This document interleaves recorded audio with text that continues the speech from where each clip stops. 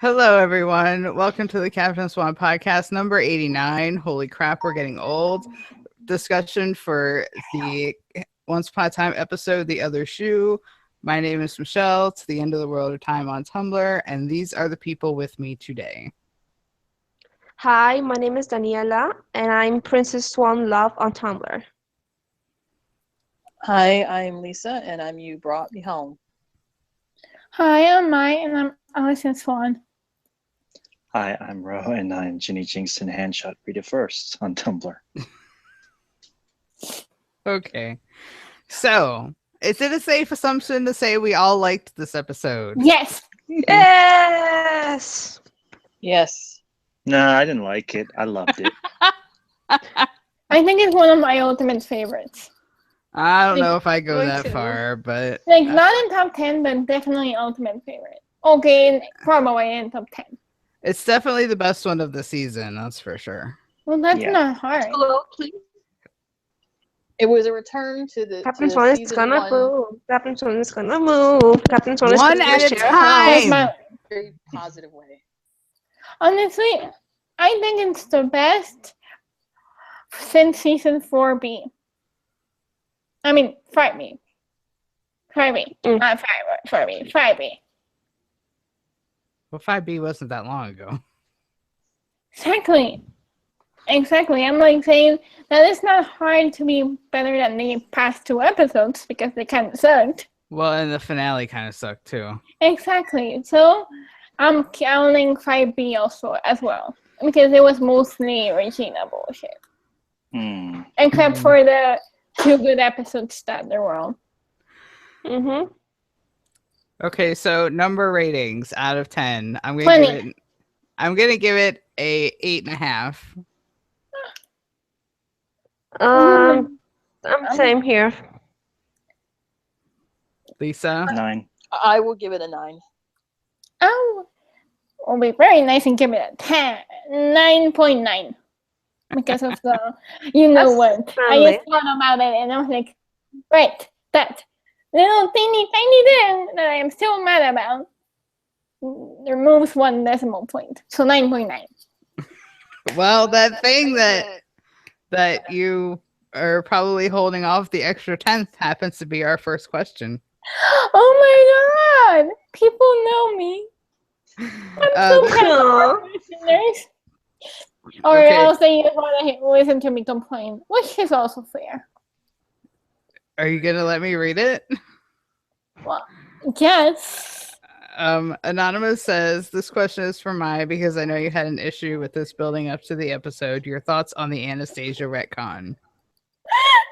Uh-oh. Hello, hello. You're my favorite. You're my new favorite. Yes, I have a problem with it. Number 1. Here we go. Okay, first of all, I kept asking Adam about it, and he ignored me, the bastard. But apparently he answered to somebody else that it was never confirmed that he was the sister. And I'm like, bullshit. Literally one of the lines is, you could have snagged Prince, but the other one got in the way, right? Or something like that. Like, it was pretty obvious that her name was Anastasia Tremaine. I mean, what else? I'm sorry, but a fairy tale character called Anastasia. Speaking of, I'm listening. Like, seriously? Then why did you give her the name Anastasia if she's not Anastasia Tremaine? And why did you give her a mom that was basically Anastasia Tremaine, Lady Tremaine without? Oh wait, never mind, she wasn't. And apparently, Adam says we really care about Anastasia, and I'm like, are you kidding me? That just made me see red again. You don't give 2 fucks about my Anastasia. I care more about Anastasia than you ever have. Because a friend of mine pointed it out, because Adam did not create her, so he doesn't like her. But yes. And you know what's the worst part is that he would have fit so perfectly in this episode. Because, I mean, knowing a stepsister who fell in love with someone underneath her level. I mean, Anastasia doesn't know anything about that, right? I mean, and the other sister was like, didn't even get a name, so they could have easily put Anastasia there and be like, "Oh, your other sister ran off," blah blah blah, and they could have shut up with one stupid phrase. They could have fixed the whole Anastasia and Will issue. Mm-hmm. Oh no, they could have fixed it even easier than that. Have one of the girls be blonde. They were both brunettes. All you had to do was have one of them be blonde, and we could have accepted. Like they recast, but it's not like she spoke. She was just there in the background. Exactly. They could have just had some blonde girl, and you could have like fudged it so that it looked like the girl who plays Anastasia. Mm-hmm. Like, Right, but hard. even if you didn't want to recast or do anything or do a blonde, just one quote from Corinda or somebody else about how Anna did it first or something like that. Literally one phrase. It's all that it needed. But no. Instead, we got to see more Regina. No, we know what taste of brand of Tuesdays Regina uses, but no, we can't bring out about Anastasia. Why? No one cares. Well, I care, Adam and Eddie. I care. And I will always care. And that is it. Anybody else That have is the thoughts? only part of the episode I did not like. Well, the only thing I didn't like about this episode, besides the Anastasia thing, is Lee Tremaine's hairstyle. She looks like she has a baboon sass on her head. Well, actually, that's more like the movie, the Disney version. So I know, but it still looks like a baboon sass. The only thing That's my I opinion. didn't like. The only thing I didn't like was the return of David Nolan and Mary Margaret. Oh, we got a question about that. So we'll get there. Lisa, do you have any thoughts on Anastasia being retconned? I never really watched Wonderland, but I do understand why. I saw like the first episode and the last, and even though I would never really watch the show that much, I do feel like you are right that they should have kept to that character. As you said, if they could at least have cast an actress who was blonde, then we could have accepted a physical casting change as long as it was still Anastasia. The names of the sisters weren't even the same. You had Anastasia, and the other one was not Clorinda. The other one was Drizella. Everybody knows this. But I mean, I guess that they wanted to do whatever they wanted to, do. No, but Clorinda is actually a name in one of the stories. In one of the versions, her name is Clorinda. Jane actually answered that on Twitter. Yeah, they liked him. I mean, I feel bad for the Wonderland fans who, feel like they got shafted. I truly do. But, I mean, it's Adam and Eddie's story, and it's fucked up. It is.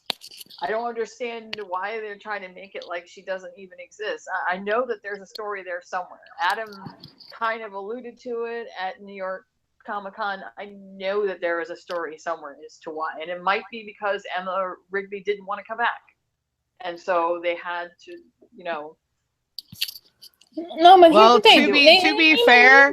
to be fair, after what happened to Will Scarlet, what's his name? Yeah. I wouldn't come back either. Exactly. That's what I was getting at. Michael Soka, thank you. But yeah, I wouldn't. But you didn't even need them back. Like I said, one throw, win 9, and that's it. You don't even need the actors. Did she actually say in the spinoff that she was Cinderella's? I mean, did she? They implied it pretty heavily. Like in the backstory, in the Anastasia's backstory episode, they basically.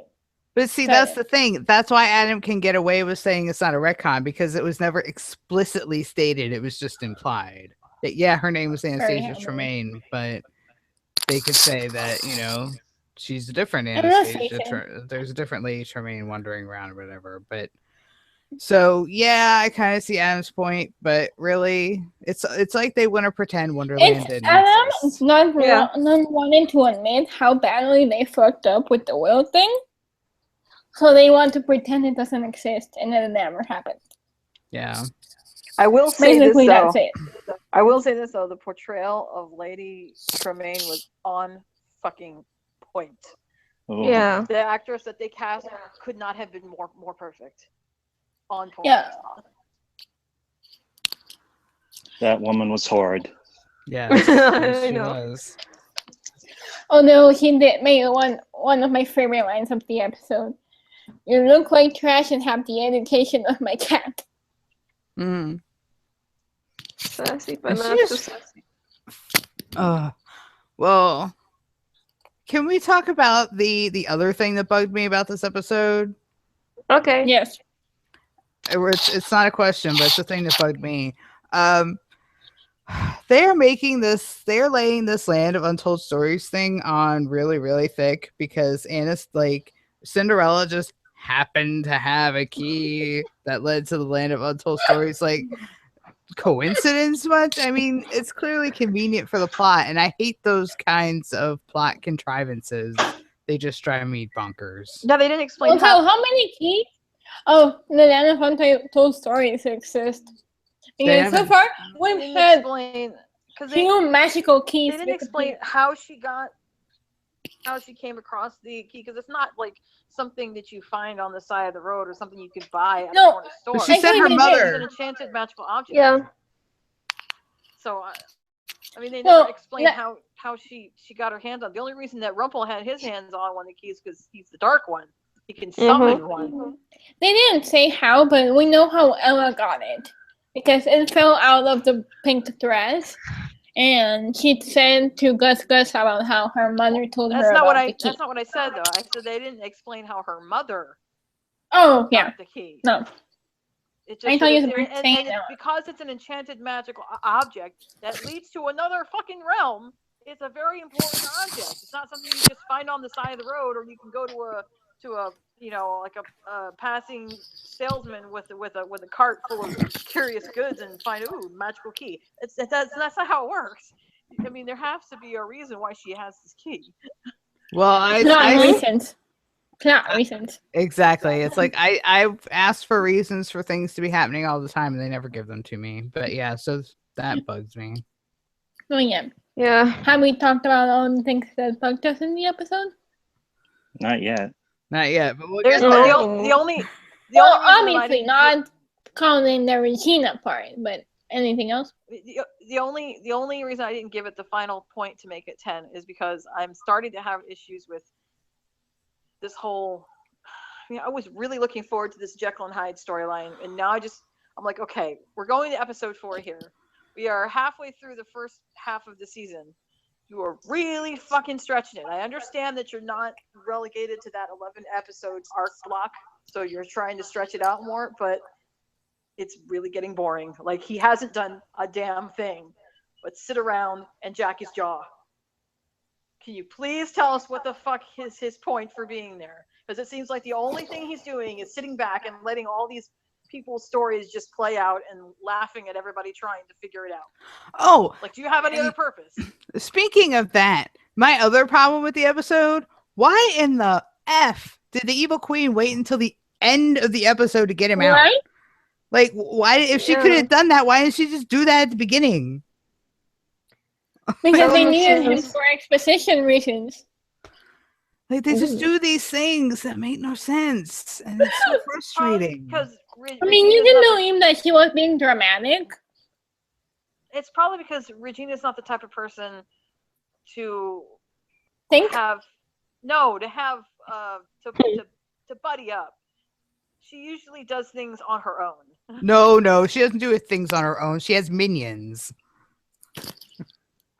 Right. Yep. This guy The is queen has minions. Hyde's not anybody's minion. She knew that if she was going to break him out, it was because he wanted to be her partner, and she's not all about that. So she had to wait. So they had to wait until she got so frustrated that she. Yeah, Well, that's right. stupid. Right. She had gotten to the point where she's like, "Oh, this is not happening the way I want it to. Damn the savior and her savior powers." Those meddling kids. Damn them. It was Basically, very Scooby-Doo. I thought he was gonna say, I love it. "Damn you, kids, and you're meddling dog as well." Poor Pablo.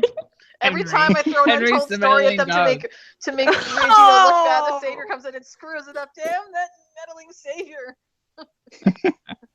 Okay, And so cool. so we've got one more question about Cinderella. Anonymous wants to know, says that I loved Ashley and Emma's scenes. Why can't we have her as a regular and have their friendship be a constant? Oh. Honestly, I'm so bitter towards Jessie Schramm for her character on Nashville that I never want to see her again. Sorry. No, I do. I love, and then you are asking good questions. I honestly think it would work. You don't even need to bring Thomas in like a regular. Just bring, or Mary. You don't even have to pay her as a regular. Just a recurring guest star. You Well, know? we know what happens to recurring guest stars. Thank you for reminding me about Robin. Thank you. Oh. Put some Oh, salt in the Robin movie. was always gonna die, dude. And we're talking about Ella, not the fake Robin. Okay, Sorry. so See that's Was the bigger either- That's the bigger Hey. lingering issue with this show. The fact that they concentrate so much Hi. So on sorry I'm late. overall. It's They okay. concentrate so much on overall plot that they forego the character development that everyone really wants to see, like giving Emma a friend, someone outside of Hook that she can confide in. We really liked that aspect with her and Elsa. We also knew, in hindsight, that Elsa was not going to stay long. We would Yeah, like but- it seemed like they had a real connection with their magic issues, but Elsa had to go back to her home.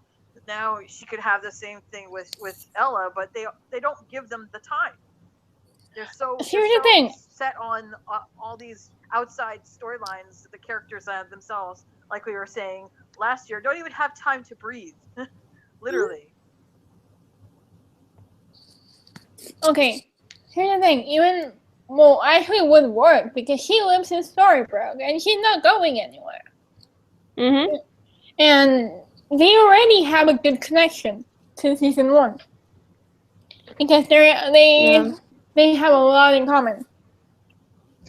And the best part is, the more she hangs around her and Alexandra, the more she'll probably want a baby with Killian. Yeah.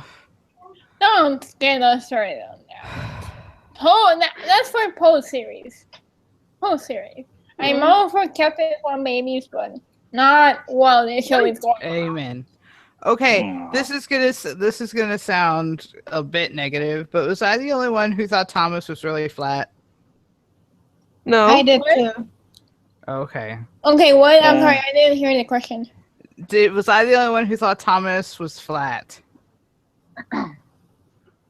Like that poor guy playing Thomas. I really wasn't. I mean, I like their concentrating chemistry, but yeah. Okay. I mean, for the one scene that he was in, I really And my here's another thing attention that's really wasn't focused on Thomas. Here's another thing that's weird. Ashley is Ella in the Enchanted Forest, but she's still going by Ashley in Storybrooke. But Thomas's name was Sean during the curse, but now he's Thomas again. I'm like, they need to be consistent with this. Maybe he doesn't want the name Ella because it has weird memories attached to it, so she prefers Ashley. Yeah, she did get her happy ending in Storybrooke. Yeah. As Ashley. Well, so did Thomas, but he still wants to be called Thomas. I mean, I like the name Thomas better than Sean, but I'm just saying that they need to be more consistent with this kind of stuff. Oh, yeah, definitely. But on this case, I understand it because, I mean, actually, it's not Ashley Ella, you know? Or Cinder Ashley. She might call her. She may have called him Thomas in that scene. That doesn't mean that she doesn't call him Sean too. Like what Charming had said, they're both. They tend to gravitate back and forth. Oh, it would be weird if you call your husband. Because they made a big deal of Mary Margaret consciously deciding to be Snow. Like David That was calling. just for plot reasons, though. I know, but I- most of the people in that town tend to gravitate back and forth. They'll go either by their storybook name or they'll go by their enchanted forest name whenever they feel like it. It's because they've consciously accepted that they're both. They really don't care. Sometimes. Oh yeah. See, and this is the problem. We haven't spent enough time with characters outside of the core cast for the audience to really understand that distinction. You know what I mean? Like with Right. Grey Dwarf, sometimes they call Sleepy. Sometimes they call him, or is Walter's Sleepy, or is Walter? no, I don't remember which is which. I don't care. I know that Either way. Leroy is grumpy. Well, Sometimes I they think call everyone themselves- calls him Leroy. I mean, Grumpy except for Emma.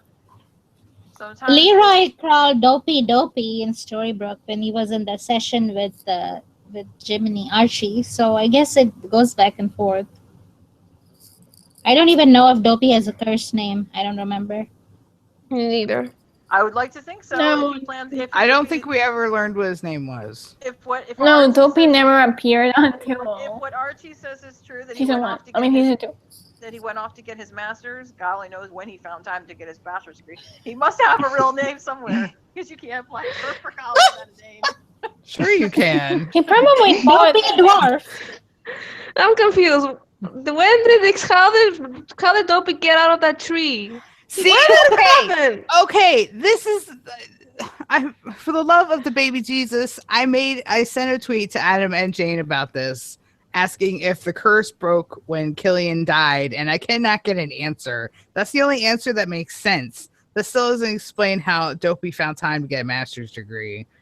But whatever. No, he's not He yet. did. He didn't. So I actually don't think he already got his master's degree. They're just using it to explain his absence because the actor tweeted that he's leaving the show. No, Really? that's Happy. That was Happy. Was it? No, it was. I'm sure it was Dopey. I'm pretty sure. No, it was Dopey. Happy. Dopey. It doesn't matter. My point is, they spent all this time on that damn curse last year, and they never explained how it got broken, which could explain why everybody could leave town in the finale, and why the evil queen had to put up the damn barrier, and why Dopey wasn't a tree. If You know, they- when somebody tweeted Adam during the hiatus, he said that Dopey was still a tree. that's what I'm Early- saying. Yeah. None of this makes sense. Yeah. And then in the pre-premiere special, they said they promised, that we were going to find out what happened to Dopey, whether we liked it or not. And then we find out, and the explanation is so like beyond ridiculous. It's like they just made up some bullshit and said, here he left Storybrooke and went to go to college. I'm like, this is Dopey we're talking about, right? Dopey who doesn't even talk.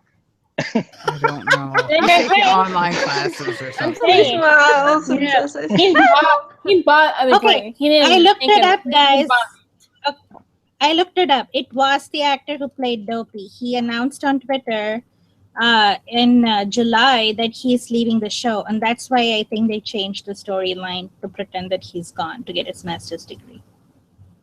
That's so lame. I know. So They could have. lame. That's the thing. They could have avoided all of that if they'd have explained that the curse broke when Killian died. That's all you have to say. I know. It's so frustrating. This is what we have headcanon for. I don't Yeah. want headcanon. I want The them whole to state show this is crap headcanon. explicitly on the show. Yeah, I but the agree. show doesn't I care. agree. Adam and Eddie don't care about minor characters, dude. I know. But the thing is, they went to all this trouble to show Killian casting the curse as Nimue and all this crap. And they go to all the trouble to show True Love's Kiss breaking the curse the previous 2 times it was cast. You'd think they'd make a point of saying, hey, this curse is broken, whether it's Killian's death or some other mechanism or whatever. I mean, look at all the trouble they went to wake up Belle. Yeah. Seriously. It's a very I know. easy It's fix. so weird. All they had to do to bring back Belle from that sleeping curse is to reveal her son is a boy. A dream. It's not about whether or not we care about minor characters. It's about consistency. And That's one of the things about this show that constantly drives me nuts. They're not very consistent with plot points. Sometimes They're not any I consistent. think Not they very. They're not consistent sometimes at I all. think that they just bite off more than they can chew.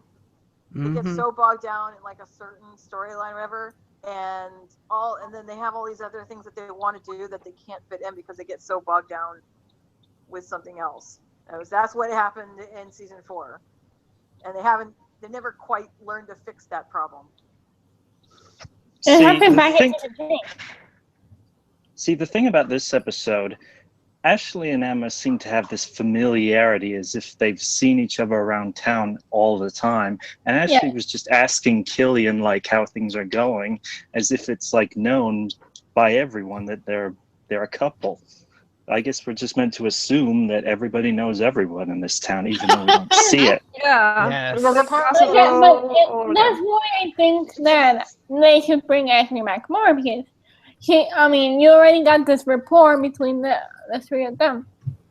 But see, that's the bizarre thing though, is that they've hardly been in Storybrooke since like they got back, since Emma and Killian went on their little Land Before Time time travel thing.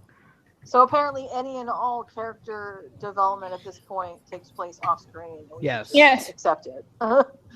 Except if it is a mom Regina. And we have to see every development single with second. with a few exceptions here and there, character development no longer occurs within our view. No. Yeah, except Regina. Which we Okay. have to see every single moment. Okay. So we've got a fun question here about Whale, since Whale Frankenstein mysteriously turned up and sort of kind of looked like a zombie. It's from Anonymous. If Whale's going to be a science teacher, then who's going to be the surgeon? Good question, That's a fun Anonymous. question. Dopey! Well, It still hasn't solved my question about the couple counseling for Captain Swan, but it's funny. Well, I'd like to think that he's not the only doctor that works at Storybrooke. And let's be real, when he is at Storybrooke Hospital, he doesn't do a whole lot when he's there. So maybe the job at the school will keep him a little more occupied and away from the alcohol. Possibly. And why is he mysteriously wearing his Dr. Frankenstein outfit? Yeah, that was weird. I was like, you're not Like, what? in Enchanted Forest, dude. That's who he is from in the past. That's No, the I person. know that, but he's lived in Storybrooke for ages. And honestly, I think they really wanted to have the Frankenstein Gecko as they should be relationship because otherwise it made no sense to see him first. I mean, the white hair I understand because of ice zombie reasons, but the outfit was like, are you kidding me? And probably it's gonna be Doc who's going to be the surgeon now. Oh dear God. The other thing that irked me was, dude, you work in a hospital and you have access to all kinds of medical equipment. Why does your garage lab look like ass? Like I know. I was pissed off too. What is this crap? Nobody can Because get he's a zombie guy. It's not At first- sterile. No. I don't know At what the first- hell is this still. Okay, I'm confused. At first, I thought he was making it more Victorian looking for Jekyll's benefit, so it'd be something that Jekyll was more used to, and that he wouldn't be confused with all the newfangled equipment. But if they really want to get this done quickly and get this serum and fix this problem, the last thing you're going to want to be stuck with is a bunch of old as dirt equipment that doesn't really work. And all of wooden tables, all those chemicals. My God, it's awful. The brains in the refrigerator. Ew. You want this guy to have Yeah, that was a funny. you want this guy to have a decent lab in order to get this serum that you need to take down Hyde. Here's a thought: you're a doctor. Take him to the fucking hospital and use the equipment there. You can make it a fucking lot faster than using a bunch of beakers and Bunsen burners in your garage. I mean, Yeah, come but on, he's common trying to sense. be hipster, okay? He's a hipster doctor. I guess. Hipster Frankenstein Oh. Jekyll. That's awesome. Hey, maybe we should have a ship name for that. Dr. Jekyll and No! Frankenstein. No, What is it called? Let's call it Frankendeckle? I don't know. Okay. This is more fucked up than Golden Queen. No more Golden Queen. Ah. Dude, I seriously just had like the evil chills. Like that was not good. Like Yeah, nothing is No. more fucked up than that. Nothing. I know. It's more Okay. fucked up. Okay, Okay, continue. next. okay, so now we're gonna talk about the charming Rumple Bell Snow subplot thing. Okay, so first of all, what did we think of Charming going to Rumple? Like, Charming, have you learned nothing in your time in this show? You're an idiot. Yeah. Okay, he is. This was is trying to really horrible. Like, I mean, okay. Nobody Go ever first. does. I mean, they'll go in there with the best of intentions, make a bad deal. Rumple will fuck them over. They'll say, "I will never ever do this again," and then the next drop of a hat, they're walking back in. I mean, even Killian has the number one reason never to go in there ever again, and yet. I'm guessing that Charming must just be that desperate to. but see, that's the thing. Charming when he heard the deal, I'm sure he thought it was pretty benign because all it seemed like Rumple wanted was for him to deliver the tape. But Rumple knows his wife. He knows she's going to be curious enough to play the tape. And who wants to bet money that tape, the poem or whatever on that tape is the spell that locks her on the Jolly Roger? I agree. Probably. So that makes Well, Charming complicit in imprisoning Belle in her sanctuary. Good I going, think, Charming. Charming is the kind of person who wouldn't understand an abusive marriage. And they are like the well-meaning people who try to reconcile wives to stay with their Well, no, stupid I can now. I don't think. husbands. Okay, no, I have to defend my Charming. I don't think he would want to reconcile because if No, I'm not saying Belle that he and would want Rumple. to reconcile. I'm just saying I he's the think kind of let me just finish this thought. I'm just saying he's the kind of person who would not understand the seriousness of the situation. He thinks it's okay. I'm just delivering a message to an estranged wife. He doesn't think about the seriousness of the situation. So I think it was a bad error. Well, and Error of especially, judgment. well, yeah, and especially since Charming's judgment is colored by this whole thing with his dad. I'm sure Rumple said, "Hey, Belle's carrying my son. I just want to have a relationship with my son," and that's something Right. that'll tug on Charming's heartstrings, and that's why he would do this, even though it was clearly a very bad thing to do. Right, He was manipulated by Rumple. Let's all be real. right. Damn that monster. Can I? Rumple. Okay, honestly, I don't think Charming is that stupid. I know others disagree. But I'm not saying Charming is stupid. I'm saying I'm that not he talking got about you. I'm not that- talking about you. I think, yes, he's mind-squalid, but he's also well-meaning. And no, I don't think he will try to bring Rumple and Belle together because he knows how much Rumple has hurt Belle. I don't think any of Does them. he though? I don't think any of them really care that much about Belle, to be honest. I think the only person who really can understand what Belle's going through right now is Killian. Yep. Yeah. Because he saw it with Mila. Like they know Rumple's done a lot of shady stuff, but I mean these are the same people who wanted Bagel to reconcile with Rumple when Rumple is clearly a toxic person to everyone in his life. Even his unborn child. I don't really feel like I don't think that Charming was necessarily manipulated into making the deal because when he walked into that shop, he walked there with purpose. Yes. He wanted to get information about his father. He knew that whatever deal he made with Rumpel, that he could get it. What I do think happened is that Rumpel recognized an opportunity when he saw it. He played off of Charming's desperate need to get answers about what happened to his father, and he used that in order to convince him to say, "Hey, look, all I want is to give her this tape so she knows I'm still here, blah, blah, blah. Whatever." Lisa, you literally just defined manipulation. That's exactly what manipulation is. That is the definition of manipulation. He manipulated Charming for his own ends. He gave Charming. Okay, wait. Charming went in there, yes, to make a deal, and he did it on purpose. He knew he was going to do whatever Rumpel asked, unless it was like kill someone or something like truly heinous. Delivering a message to Belle, no big deal. But when they find out later that, oh wait, this message has essentially trapped Belle in the Jolly Roger, that makes Charming complicit. Because he knows Rumpel can't be trusted.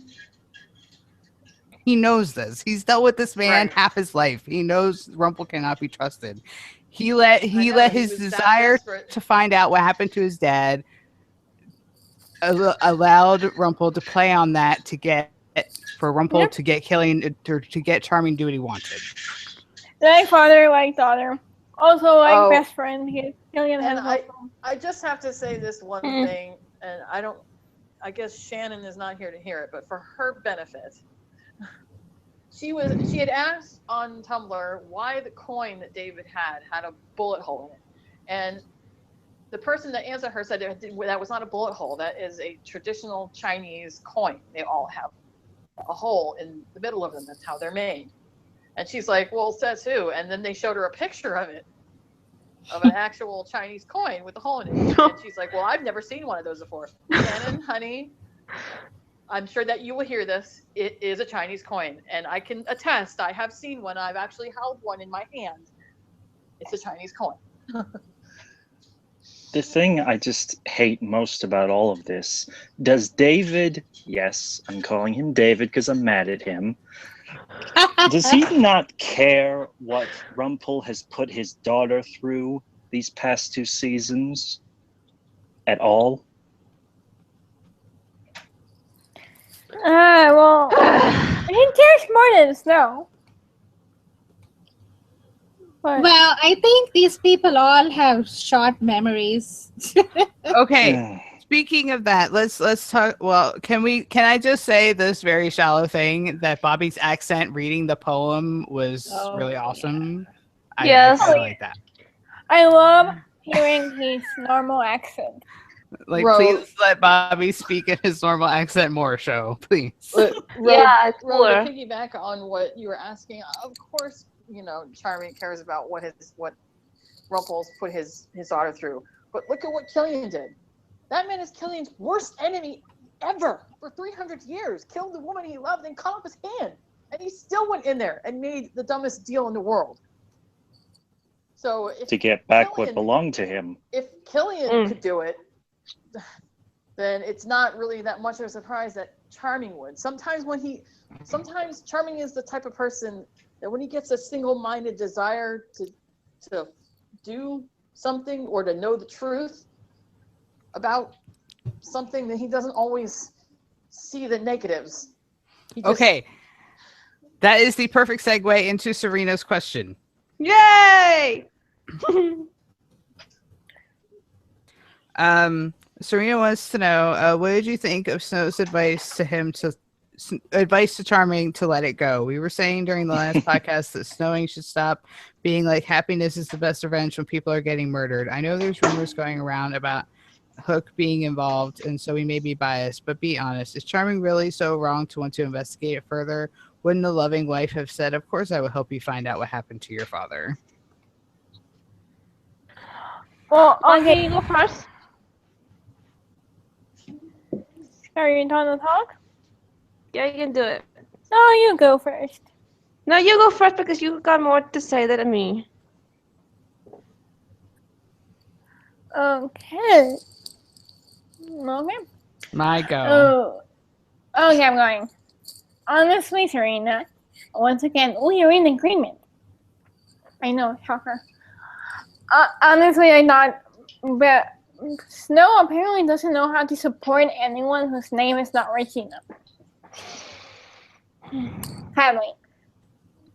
Because, okay, I know you want to move on, and everything is happy, but, no, your daughter just came back from hell, and she's been having hand thingies, and you don't even care.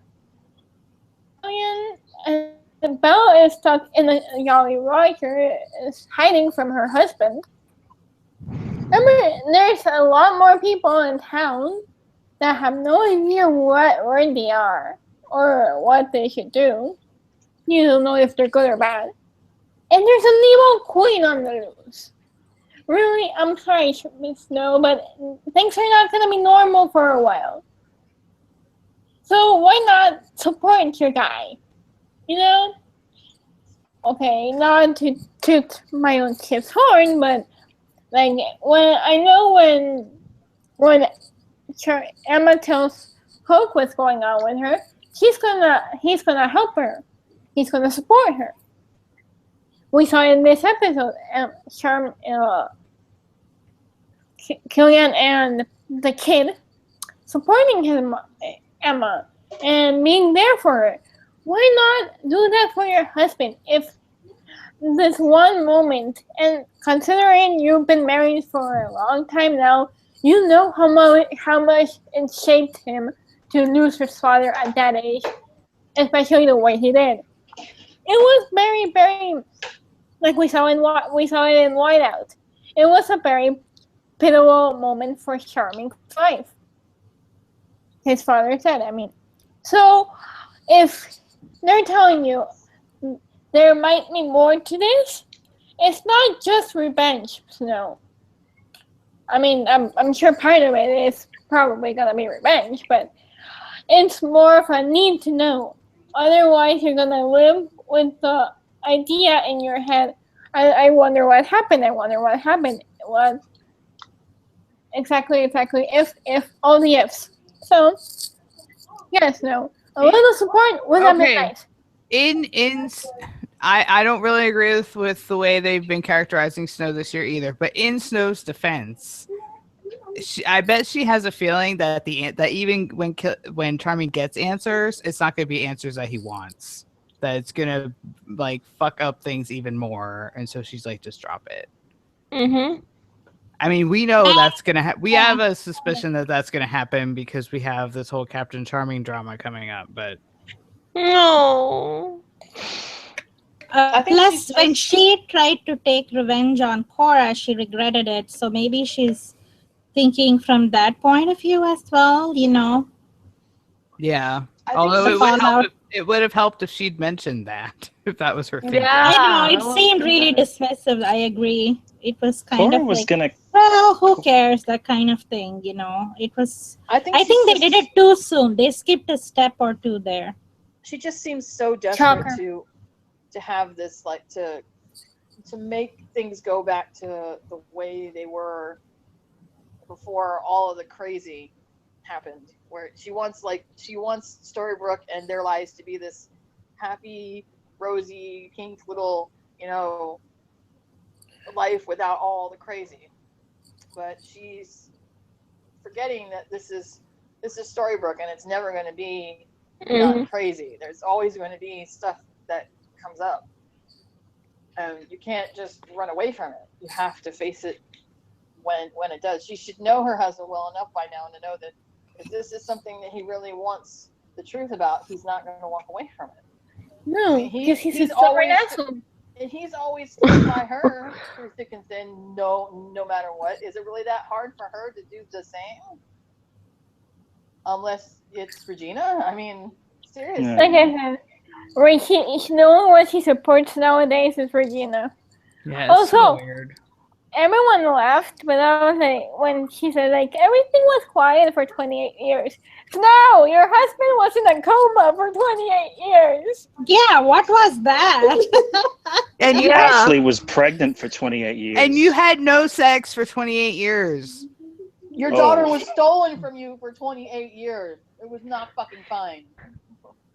You didn't know you had a grandson for 28 years.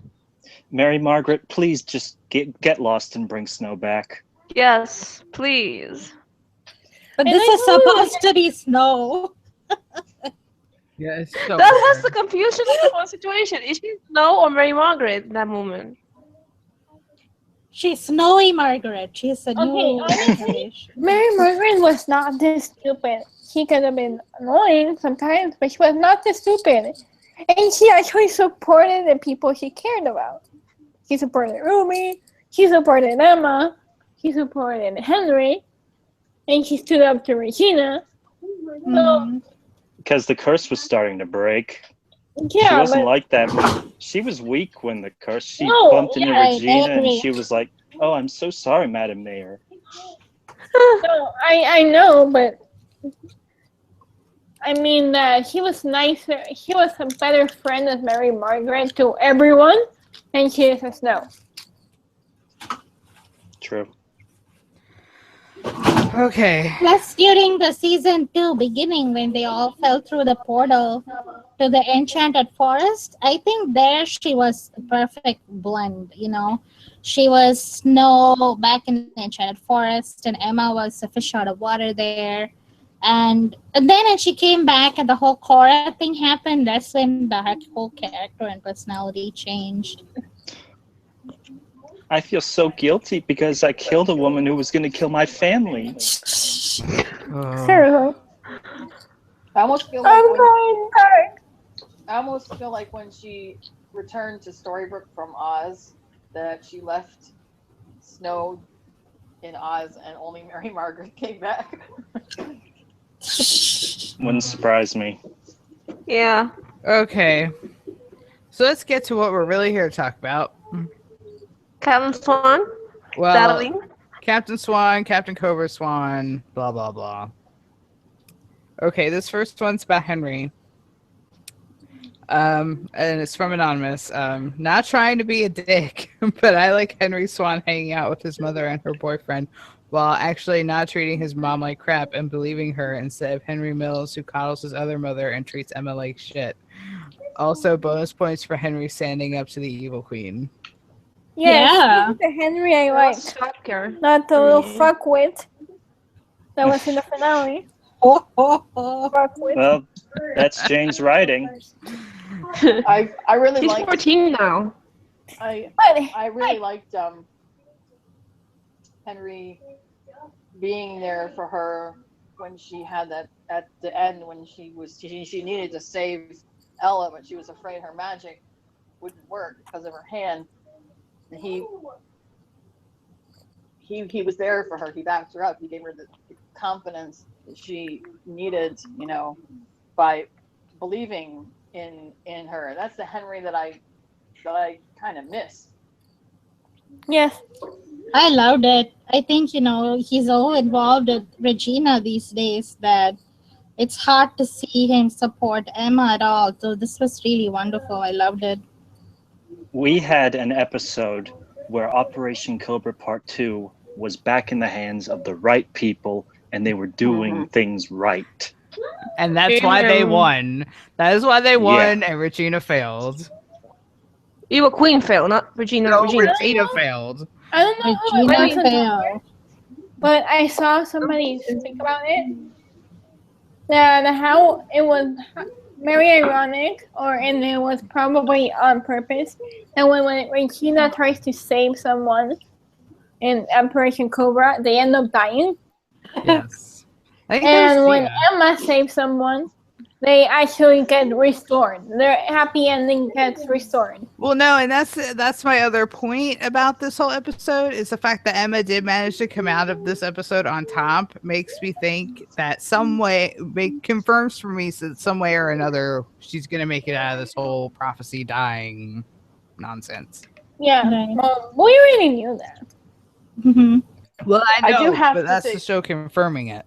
Oh, So I do yeah. thank you, have to show. say one thing though. Why is it continuously acceptable for this child to skip school? As if he has not already. Apparently, we're gonna. As if he has Apparently, not we're already going missed to. enough school going to all of these realms, and now she sees him when he's supposed to be in school.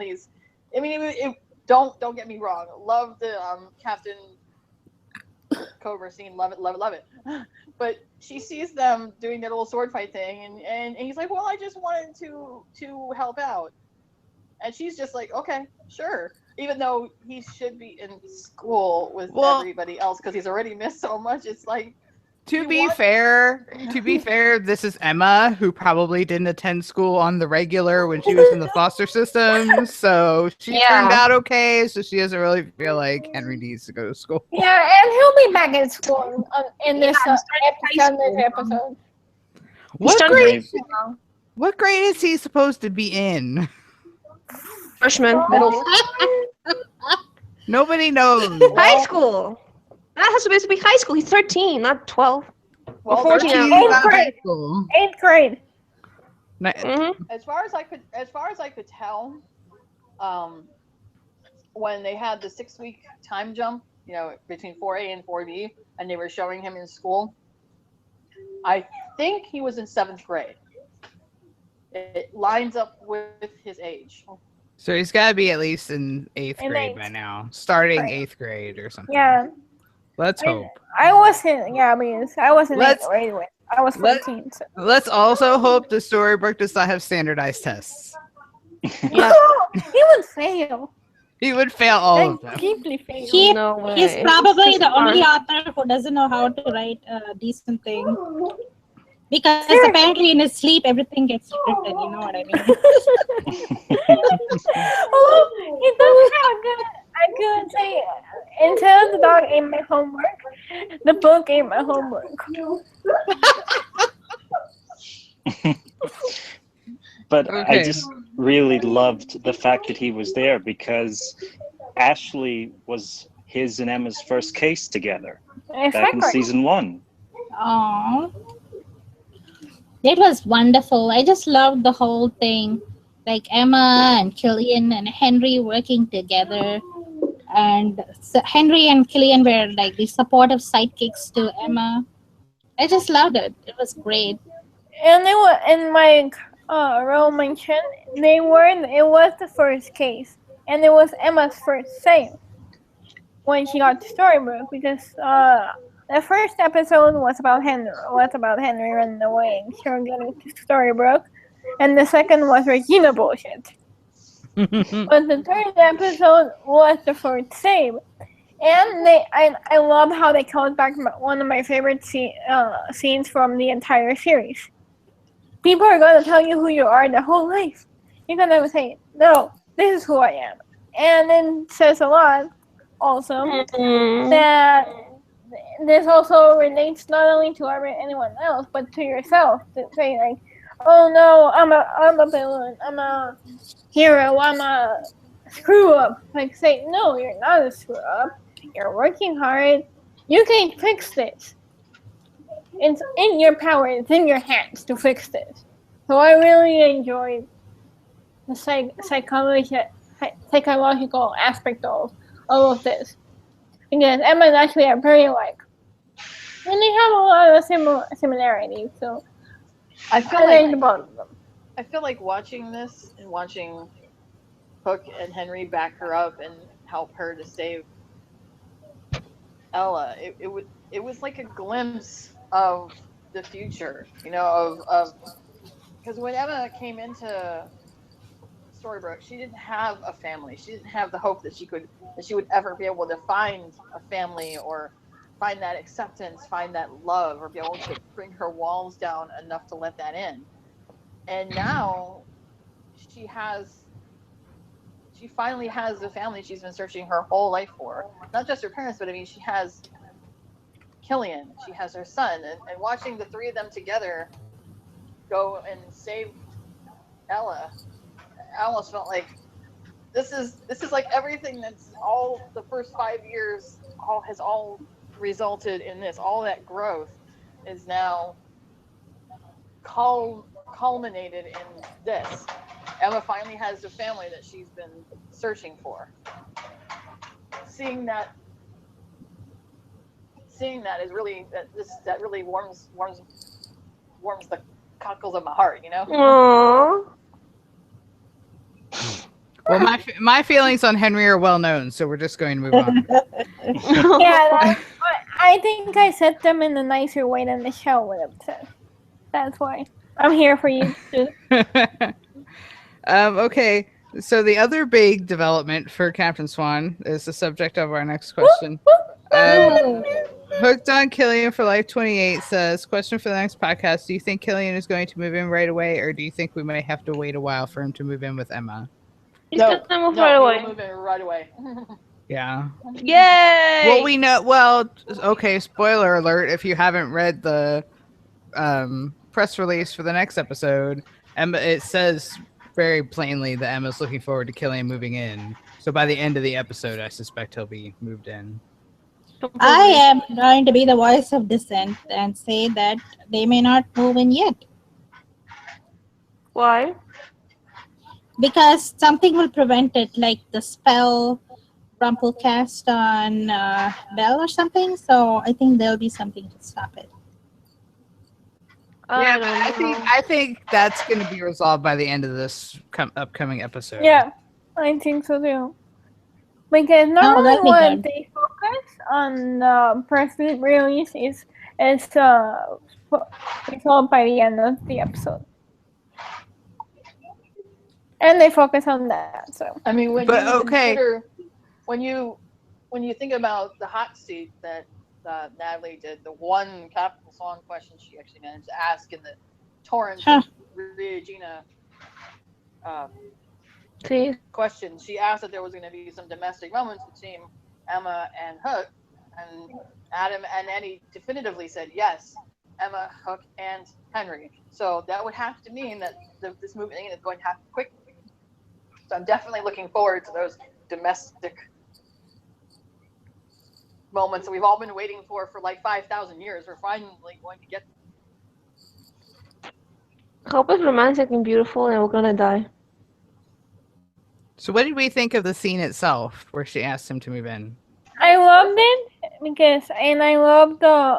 and I'm going to get so film student criticizing here, okay? Remember, I'm sorry. My film critic comes in. I know. Sometimes. I especially loved it because they framed it in the exact same way as the post-time adventure kiss. Literally in the same way. And it had the same theme, and because in the post-time kiss, is him admitting that he gave up his ship for her, his home for the past 300 years, for her to have her home, which was her family. And this is the same frame, same on the bench. Even the way they acted. With him putting a hand in her hair and all that, it was the same way. And this is her saying, I want you in my home with me. I want you to be you're already my home, but I want to make it official. Well, to be fair, I don't necessarily want to go so far as to say the hand and the hair was the same, blah, blah, blah. I think that's just how Jen and Colin kiss. Oh yeah. When they're acting as Emma and Killian, that's just how they kiss. They do it all the time. No, it's true. But it is a very direct kind of like when you put it. But no, I understand that. I'm just saying that one aspect of it. I don't know if I go so far as to add that to the parallel. Like, you're absolutely right. It was framed the exact same way as the 322 kiss with Emma on the right and Killian on the left and blah blah blah. Like, I get it. I'm just saying that's just how they kiss. You say, this one ended it adds to it. Well, this one ended in the Eskimo with Eskimo kiss with the nose There's thing. one in the 22 kiss too. There's one in the Granny's kiss. The emotional parallel is definitely there, because at the end of season 3, the kiss resulted from her finding out that he gave up his home, his entire life, to save her, so that she could go home, so that she could go back to her family. And now here in this with this kiss, she is offering him home. She's offering Yes, she's I giving understand a home that. to him. Yeah, but Maya just said that. I mean, it's okay, fine. Yeah, I mean, I have to really give it to Jen. I'm like all the awards for Jennifer, that she knows her character so well that the way that she played it, the dialogue is exactly the way that Emma would ask. It was so. I have to really give Jane all the awards and Jen. It was perfectly played. Well, that's. Like perfectly. I mean, played. that's. Thank God this was written by Jane and not the other fuck ups. That's all I have to say. Yeah. In Jane Queen we trust. Oh, I love- and I- we probably have to give. We always give Jane props, but we also have to give Jerome some props because he also worked in this episode, and he worked on I a love- lot of the episodes in season 5 of the good ones. I love that look on Killian's face when she said to him, sometimes when you walk out your house, you have to accept that you might be hit by a bus. He just looked at her like, at her like little turns of phrase. He like, wait, what?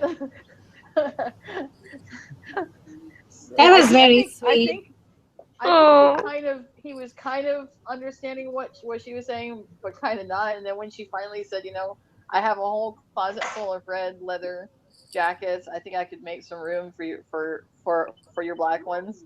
It had the right amount of humor and the right amount of it was sincere, it was humorous, it was romantic, it was everything all rolled up into a perfect little package. Honestly, I think the hitting by a bus thing was a Lost reference. Because J.J. Abrams shows people got hit by buses. Yes, basically. Well, I'm just saying. Show created by J.J. Abrams, someone got hit by a bus. It happened on Alias, it happened on Fringe, it happened on Lost. He really likes his buses. Yeah, he likes his buses, so that's why I think the bus thing was a Lost reference. oh. Also, we have to give props to Archie for actually being a good psychologist for once. Yeah, I'm still not convinced he's not shady. Oh no, he's Me too. definitely shady. That's why I think he's shady, because he's actually being a good psychologist. Yeah.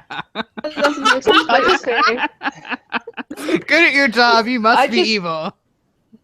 I just feel I bad don't know, man. I just feel bad for Emma. What she said to Archie just broke my heart, that she thinks that she's given all of everything she is to return the happy endings for everybody else, and to think that she might not be able to have that for herself. Like, she wants so desperately to start this life with Hook. She wants to move in with him. She wants all of it, the family, every bit of it, but she's too afraid that she might not be able to give him what he wants. She's going to wind up hurting him if she really does die. It just hurts so bad to think that after everything she sacrificed, that she might not have this happiness. It just seems so unfair, so utterly unfair. I can't bring myself to really be afraid, to be honest. Yeah, I can't either. I just can't. I have Why? angst burnout from season 5. Yeah, it's I can't really take it seriously. Even if Emma does die in some form, they're gonna bring her back. Please 'cause there's no no. show to have her. Yeah, honestly. I mean, I'm Okay, not who's scared. making the noises in the background? I'm not scared. There that is she's some gonna- background noise that's really, kind of, bothering. I don't know whose it is. It's not me. It's her. It's not I mean, me.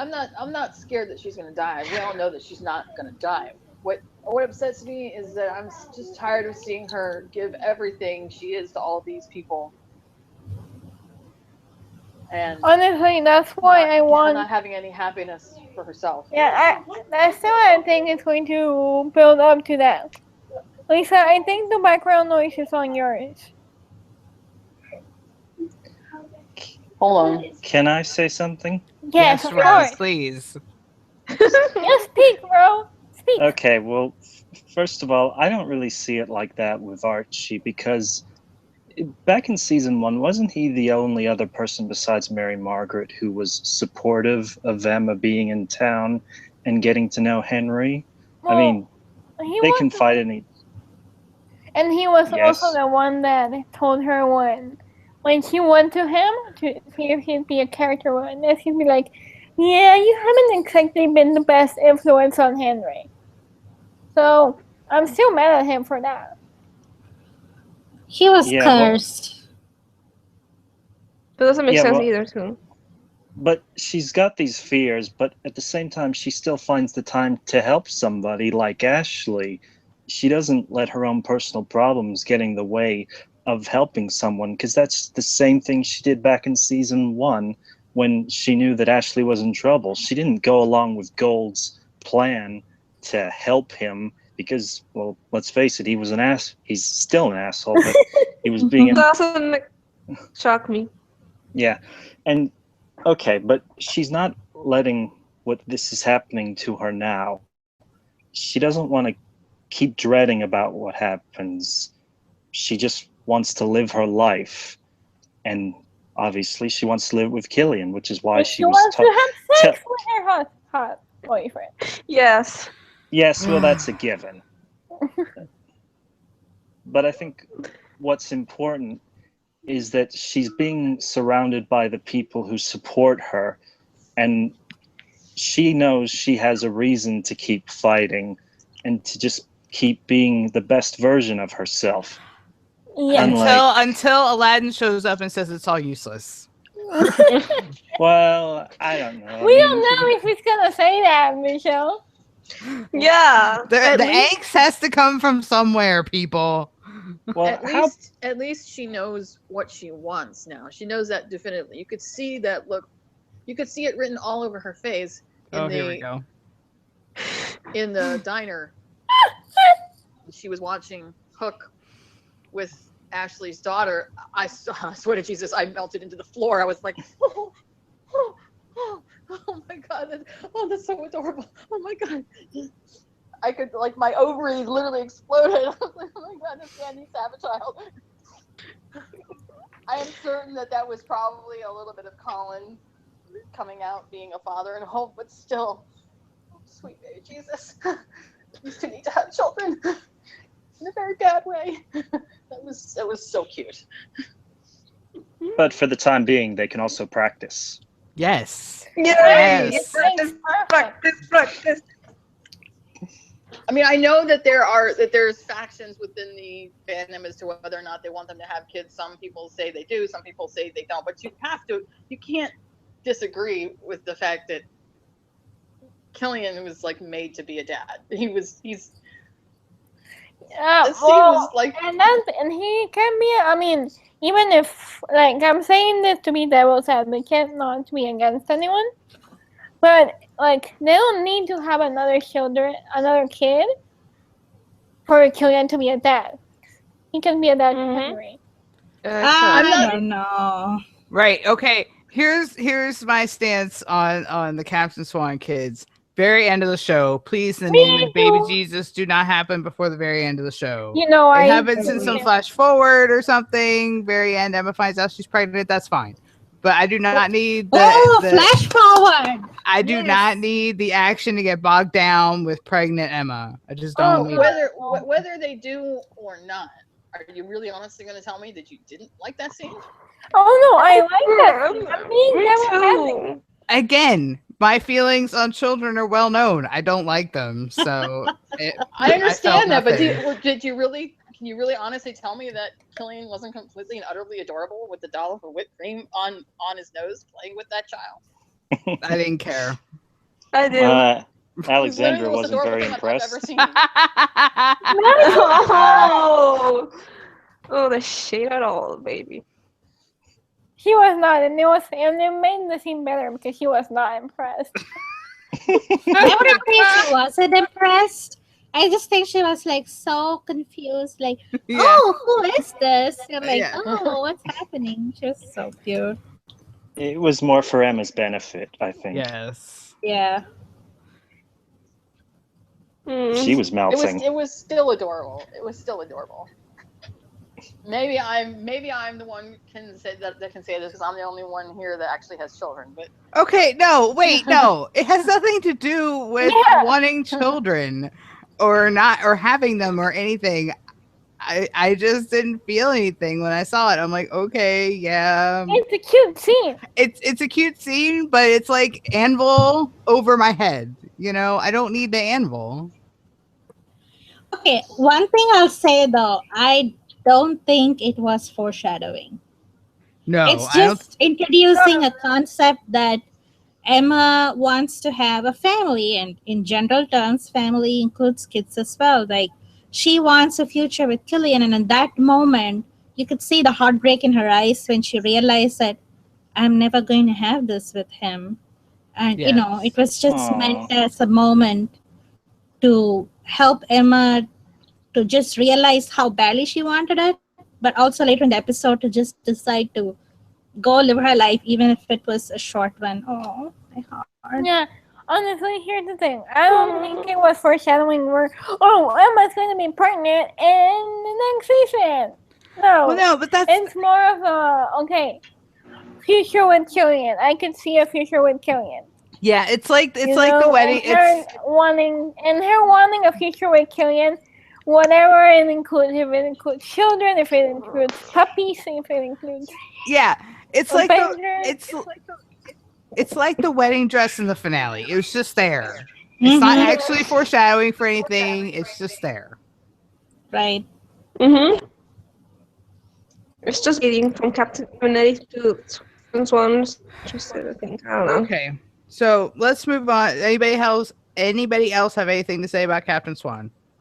Yes. No. That expression on Colin's face when he said, "Oh, ah, yes," you know, when he says the mothers and bonding moment. Oh my God, I'm sure we all flamed Yes. over that particular. That scene. I loved. That was adorable.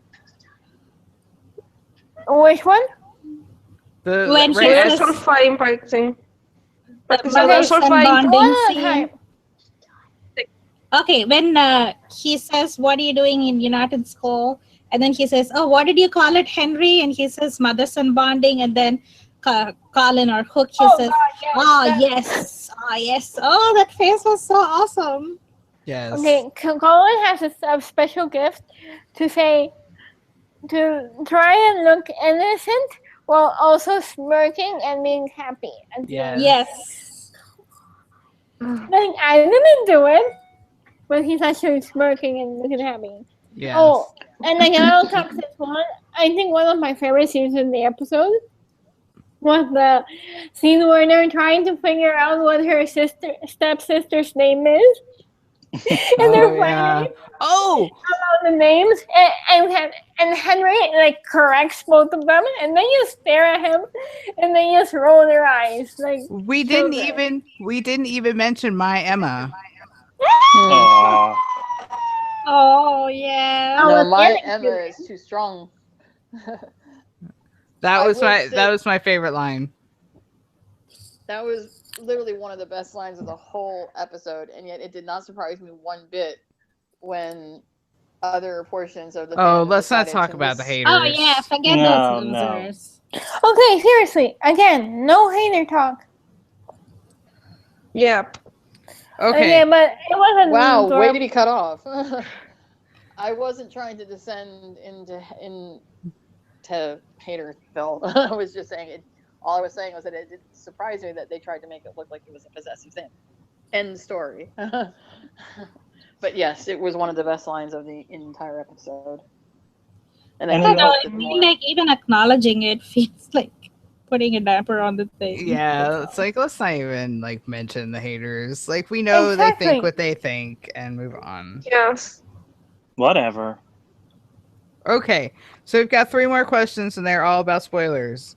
So if Oh. you're not Oh, a spoiler Spoilers. person, turn us off now. For your spoiler on spoilery lives. Okay, so the first one is from Serena, and it's about Robin. How do you think, dude? Seriously, I do not need high pitched squeals while I'm trying to read. How do you think Robin is going to come back since it's not supposed to simply be a flashback / dream? Can I go say? Can I say first? Can I say first? Can I say first? Because I got like two, but it's very simple. I think that either he comes back as a supposedly long lost twin brother of Robin, or he comes back as him, but he doesn't remember who he is. I don't know why. Maybe the effect of the little Yeah, that's Olympian not crystal, simple. whatever. And he googles the name of Richard Blind, and he doesn't remember anything. And everything then his memory come back is True's kiss, and that's it. That's it. Going on. Yeah, that's not simple. And it's a little translated in the way there. What about you? What do you think? I will speak for myself and for Serena. I don't care. Doesn't surprise me. Mm-mm. But I if think Serena doesn't care, then why did she ask? That's right. That's right. She doesn't care about the Queen like we do. She doesn't care about Hero Queen Regina like I do. Why did she ask that? That was weird. It's like she's not her. Probably because we didn't have enough questions and she was trying to pad it, give us more questions. Okay, so Oh. Rams, what do you think about Robin coming back? So we had this title spoiler. I don't remember that. I think episode 10. I wish you were here. Yes. So I think Regina or the Evil Queen will rub the genie's lamp and she'll bring Robin back from the dead Yes. somehow. But isn't that one of the genie's rules that they can't bring the dead back? Oh, they bring the dead back all the time. In the Yeah, show. They'll it- fix. Okay. Wait. Yeah, that's the rule in the movie, but they've already said that they're twisting things up from the movie, and it's not going to be the genie. It's not going to be Robin Williams' genie. Like, it's just going to be, and the fact that we know the lamp is back in play because we saw Aladdin with it in 608. So I think that's highly plausible that it's gonna be like that episode of Buffy. It's gonna be like The Wish in Buffy when Cordelia makes a And- wish and Jafar. Jafar's the genie, right? Jafar's now the genie. Oh, that's right. That's right. Absolute commercial Because they said that power. part of Wonderland is canon, that they made Jafar the genie. Ooh, that's going to be interesting. So maybe she. Wait, so it is canon? O sea, no Maybe. when So it's maybe. canon? Nice. So maybe the genie grants her wish, brings Robin Hood back to life, but something's not quite right. Exactly. Uh-huh. And at the end of the day, she has to realize that she needs to let him go, and she Yep. sends him back. Yep. Some version of that I think is the most plausible thing. I'm not the only one who's happy as a lava Yes. cleaner and Regal here. That this is happening. I just wanted to come back with Regina and to be with her, but also I wanted to be something not too like according to the storyline, nothing like out of it. It can be more explainable than dopey situation or the goddamn reason why Jekyll and Hyde thing mystery is going to happen in episode 4 where there's a twist. Similar like that. Oh, does I would just anybody like Robin know to get. how long Hyde and Jekyll are going to be in the show? Nope. No clue. Mm-mm. Abinetti said that the storyline was going to last the whole season long, so Yay! Sam Winters for everybody. they're not doing the Part A, Part B blocks anymore. But I think they were talking about the Evil Queen. I'm not sure that Hyde and Jekyll. No, he definitely said. Oh, yeah? Okay. He definitely said. That's good because I kind of like Hyde a lot. I still haven't forgiven him for killing Jimmy. Or Jimmy. blind, or here's obscure, or blinding Kanan. Oh, Huh? Who's Kanan? Damn you, It's Star Darth Maul. Wars. Oh, okay. I'm like, okay. Oh, Ray, Was Ray- he? Oh, he was in you have Star to Wars. give I He forgot was- about that. Okay, he plays Darth Maul in both Star Wars: Oh The my Clone Wars God! I and Star Wars: The Clone forgot! Wars and Star Wars Rebels. Okay, here's the thing. I both love and hate his Hyde voice. Yeah, Because it's grating, but it fits the character. But it's very grating. Like I loved it at first, and now I'm like, okay, the voice is kind of annoying me. See. When Story broke his ashes, you have my permission to die.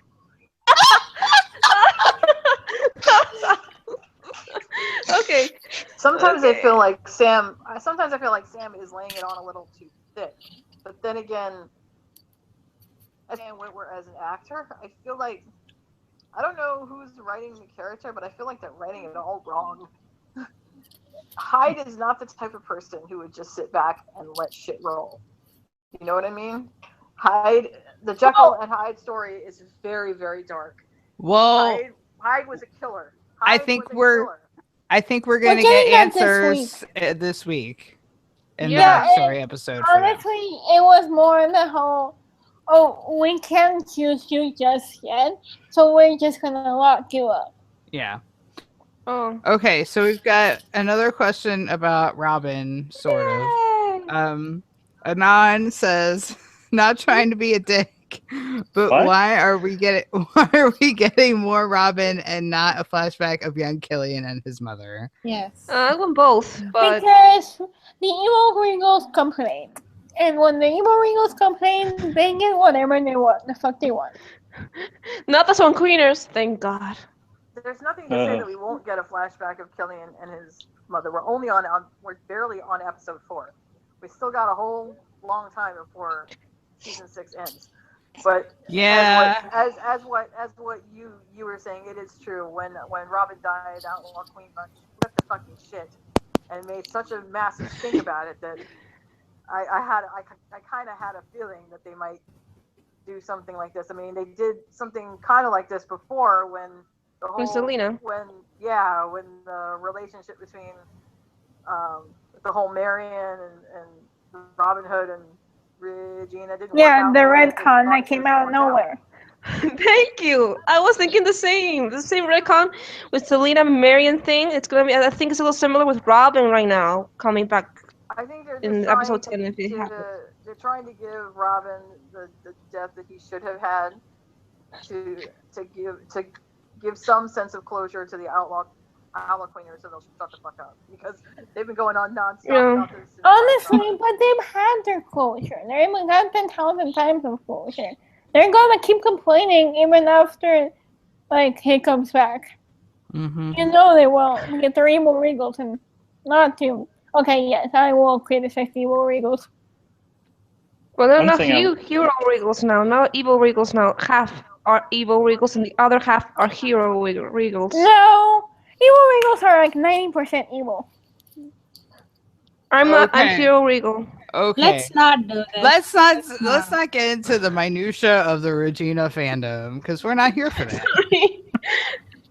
I Okay. just want to say that if they do bring him back for closure, it needs to be with the other people in his life. His son, his daughter, not just Regina. You know that won't happen.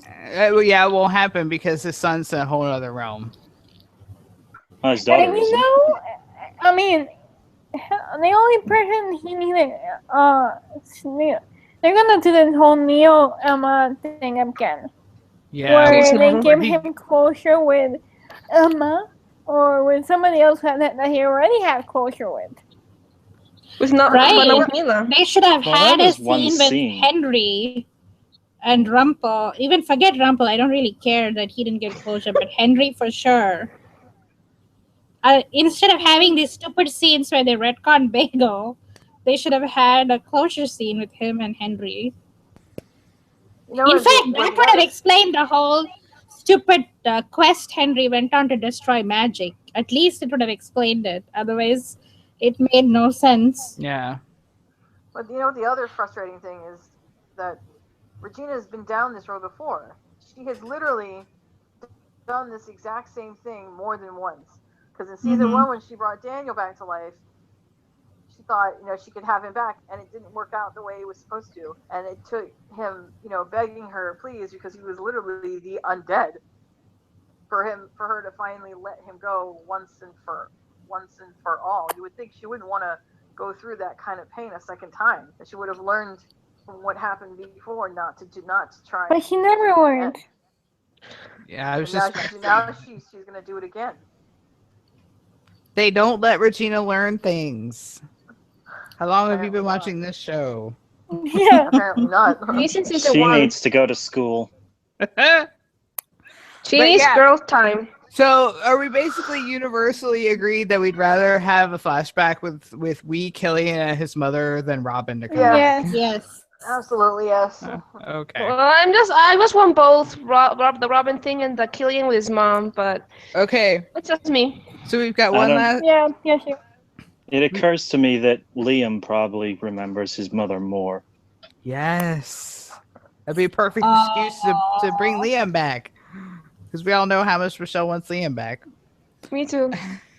Okay, so we've got one last question. It's from Deputy Hook. Thank you for giving your question. So who's excited about having Daddy Charmy and Emma scenes in 604? Okay. First of all, Yes. hi Bear. I love you, girlie. Hi Bear. I love you, girlie. Thanks for listening. And yes, I am very excited to see Daddy Charming scenes, especially because it seems like they're actually doing something and not just going off to the next crisis. It seems like they're building something, like in the scripties. Yeah. Now, I think this might be not only to give us a chance to show that Emma is closer to Charming than to Snow, but also to lay the groundwork for the Captain Charming bromance split thing, because Emma's going to be squarely in the middle if they have a fight. Yeah. If her dad and her boyfriend have a fight, she's going to be the one in the middle. So they That's want to not remind cool. everybody that she knows that she's close to all these people. Mm-hmm. Except Regina. The scripties is something about him cooking her a big breakfast, and I can almost see it in my mind's eye. Like he comes over. Oh my God! I'm getting flashbacks of that fic writing round robin that everyone did about him walking in on the two of them going at it and being totally embarrassed. Oh my god. I can almost see him like coming over to make sure that she's okay, getting him moved in or whatever. I'm not saying that he would walk in on them doing anything, but like he comes in and she's downstairs having a coffee. Killian's still upstairs, maybe he's asleep, and he offers to make her breakfast or whatever. And Killian doesn't realize that he's downstairs. David knows that he's living there, but as a father, you're never prepared when your daughter's boyfriend walks down wearing nothing but like Oh God! And he just looks up and he's Well, like, I didn't want to yeah, see I you. don't. I knew you were here, but Jesus. I don't think that's very likely, because I think that's happening before he moves in. Like, I don't think Killian's gonna be moved in until the very end, and this is earlier. Yeah. Yeah. Yeah, I mean, I would love a scene like I mean, that. don't get me wrong. I would kill to have a scene like that where Charming walks in and Killian comes down the stairs like shirtless or something. But I don't think we're gonna get it. But honestly, Killian wouldn't do it knowing, especially if he knows that Charming is coming. He would do it knowingly to mess with Charming. I'm gonna laugh when that happens. He would just walk out and be like, "Hello, Dave. Good morning, Dave." I'm gonna laugh so hard forever when that happens. It'd be the funniest thing in the world. And David would just look at him straight and go, "You do know I still have a gun, right?" "Yes, but I have a sword, Dave. And a hook." It's 2 against 1. And by sword, I mean something else. Oh my god. Okay, welcome to the dirty portion of the podcast, everybody. My Everything favorite. in this podcast is dirty. Hope you're listening at a very late hour. And not at work.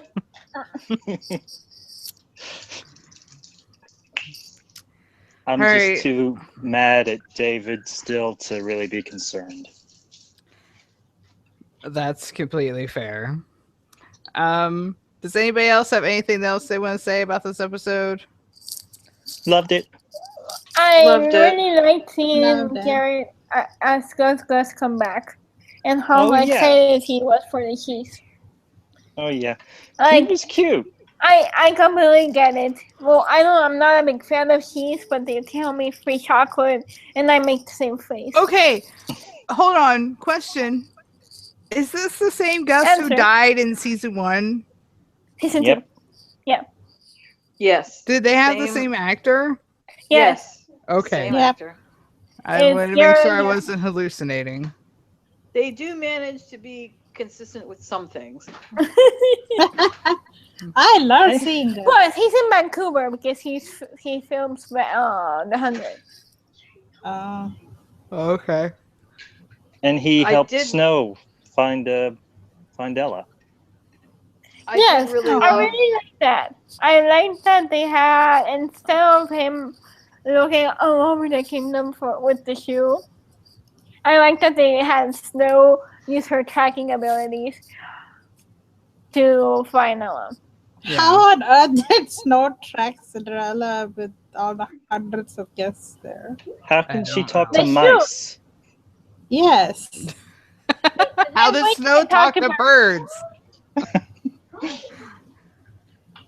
They have I do. established that, though. They haven't established it. No, they did back in season Animals. 1, right?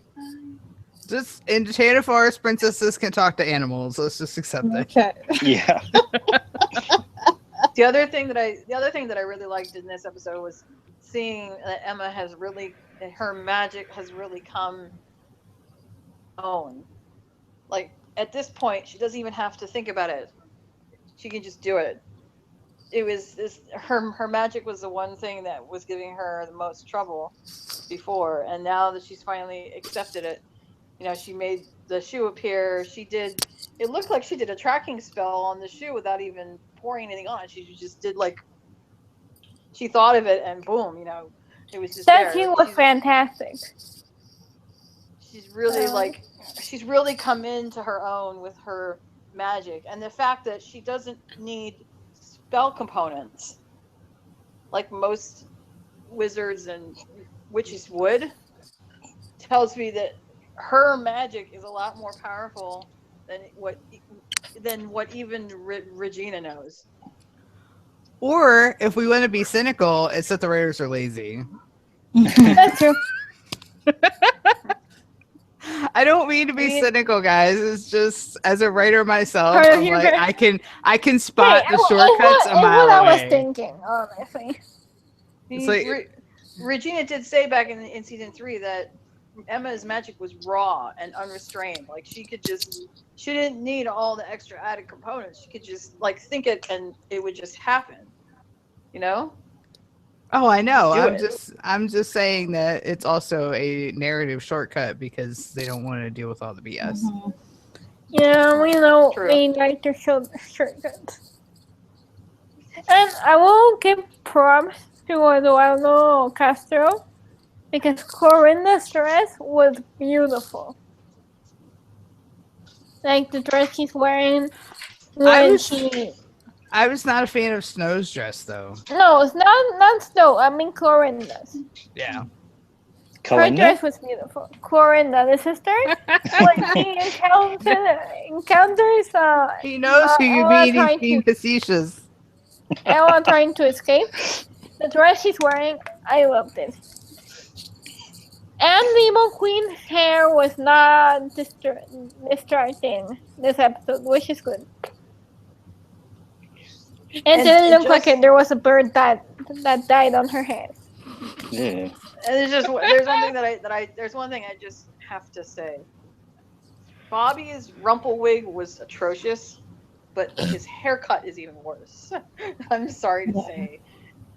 He just does not look right with that short hair. I don't know if y'all saw that sneak peek, but he just does not look right with that short hair at all. Ugh. Well, wanna I'd say rather one- they do that than have him wear the bad wig all year. That wig was Honestly, horrible. and I love how Robert did not give two fucks about the continuity. He was like, "No, bitch, I wanna shave my hair." Well, he was filming Train Spotting. I think that Oh came. yes, but I mean, normally you have to.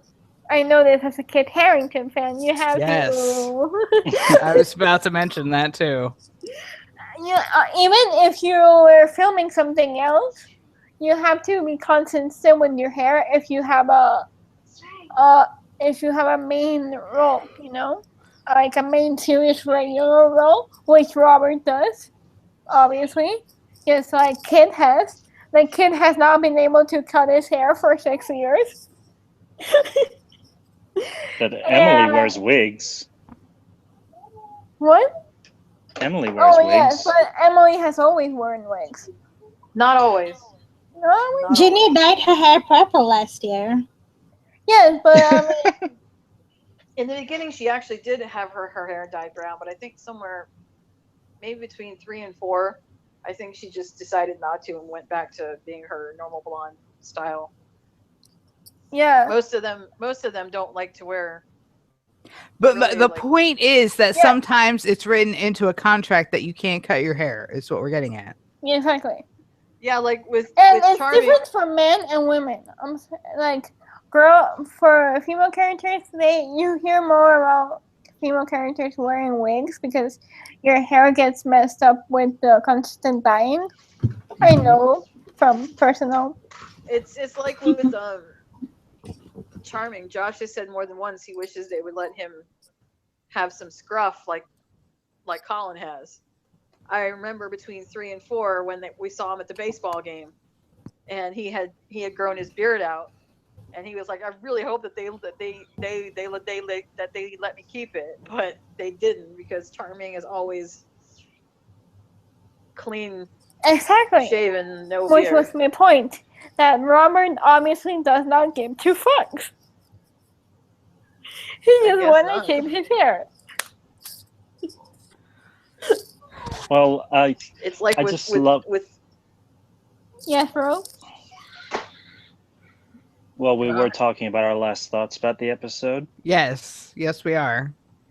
Okay, well, I just love all the callbacks to the Price of Gold because that's one of my favorite episodes. And just to quote something, she assaulted Mr. Gold. Cool. It was so good. I Honestly, mean, some would think of this as a typical fairy tale of the week episode, but that's why I loved it. You know, Yes. it was nice. It was just light, and they weren't too serious. It was just fun. honestly, And I think Okay. Continue, Ro. Sorry, continue. Are you done? Or I you think continue? that's just what we need to see more of, and that's why they're basing most of this season in Storybrooke now. And I'm fine with that because it's not like what they were trying to do with Frozen or with the Queens of Darkness. This is just a return to form. Yes, honestly, and going back on that, the first things they said about season 1 was that, about season 6, it would be that it would be a return to the season 1 format, and this episode was the first time I felt like I was watching a season 1 episode.